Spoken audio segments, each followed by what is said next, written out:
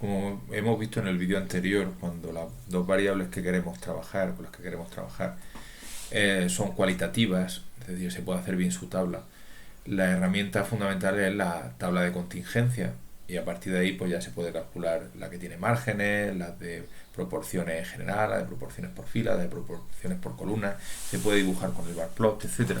Entonces los datos ya no son tan importantes, lo importante es la tabla. En este vídeo lo que vamos a aprender es cómo hacer una tabla cuando no tenemos los datos, cuando no tenemos el fichero de datos. Aquí tenemos una tabla que nos podemos encontrar con bastante frecuencia, en la que me dice, de hecho en la tabla de la anterior, en la que me dice que hay una serie de personas, sé color de ojos, sé si son morenos o rubios y sé los que hay de cada uno. Pero ¿cómo puedo yo coger esta tabla y escribirla dentro de R sin tener los datos? Bueno, lo fundamental es que nos demos cuenta de que esta tabla tiene 6 números, entonces lo primero que vamos a hacer es introducir esos números. Como son tan pocos, los podemos hacer directamente a mano. Lo que es importante es el orden, hay que ir poniéndolos de izquierda a derecha y de arriba a abajo, o sea, por filas. La primera fila es un 7 y un 2, la segunda es un 9 y un 5, la siguiente es un 6 y 1. Lo siguiente que vamos a tener que indicar es los nombres de las filas en las que hay cada uno, en las que está cada uno de ellos. Como hay 6 números, tendremos que indicar 6 valores o 6 nombres de las filas. Lo voy a llamar filas.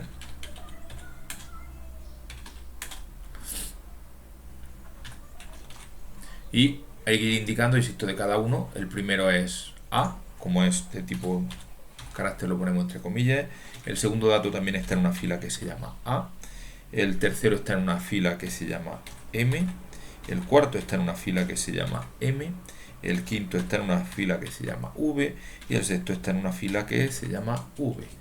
Hay que hacer lo mismo para las columnas.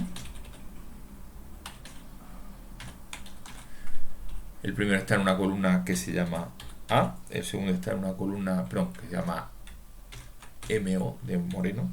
En este caso es casi más simple porque podemos coger y el primero está en una que se llama moreno, la siguiente está en columna que se llama rubio, fíjate, el primero está columna moreno, columna rubio, luego el siguiente moreno, rubio, moreno, rubio. En vez de tener que escribirlo podemos coger control C, control V y chequeamos. Los números son 7, 2, 9, 5, 6, 1.